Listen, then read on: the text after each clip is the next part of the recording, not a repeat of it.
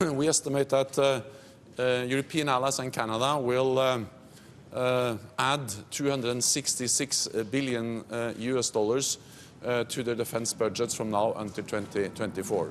So we are moving in the right direction, and NATO, strong NATO, is important for Europe, but it's also important for the United States, and therefore it is important that we show that this summit, despite the differences on different issues, is able to agree and deliver on strengthening NATO as a cornerstone of transatlantic unity.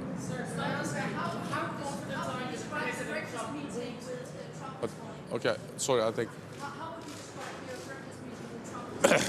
It was a meeting where President Trump and I addressed the topics we will discuss during our summit today. Of course, President Trump has a very direct language and message on defense spending, but fundamentally we all agree. All allies agree that we need fairer burden sharing in the alliance. And that's exactly why all allies agreed that those who are spending less than 2% have to spend more, and that's exactly what we have started to do. Because we have turned the corner after years of cutting defense budgets, all allies have now started to increase, and we had the biggest increase in defense spending across Europe and Canada last year.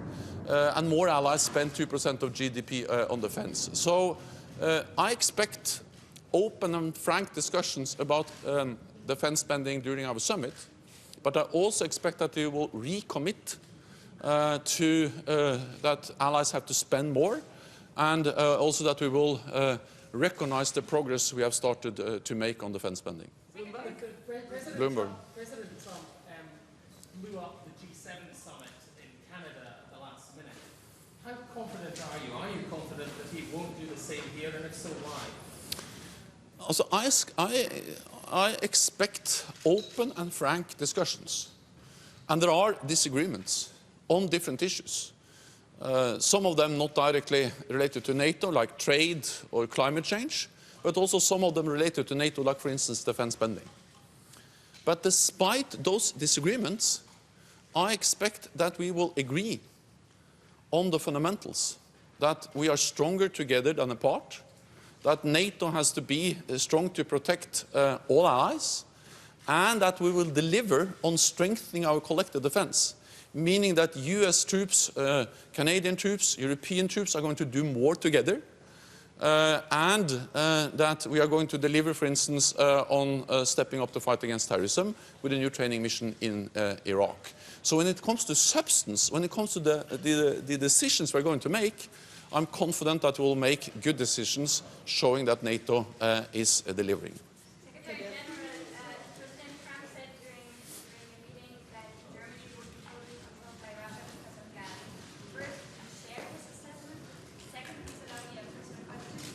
Did you feel comfortable because you seem to be comfortable? First of all, in Germany, there are different views on the Nord Stream pipeline. That's well known. It's not for NATO to decide. This is a national decision. But NATO has, of course, addressed also energy security, because we understand there is a relationship between energy and security matters. We have highlighted the importance of diversification of supplies to make sure that our energy system are resilient. And I think also investments in renewables is actually decreasing the dependence on imported energy. But on the Nord Stream issue, there are different views, and I don't think it's not for NATO to solve that issue. It's something that is outside the NATO framework to address this. Well, I have met the President several times, and we are used to having open and frank and good and constructive discussions, and I think that's important for the alliance, that we can meet, discuss and address a lot of different issues. Sorry, I follow her.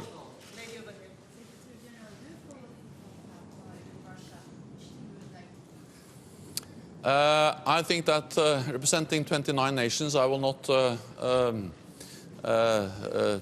pick or any specific team I would like to see to win.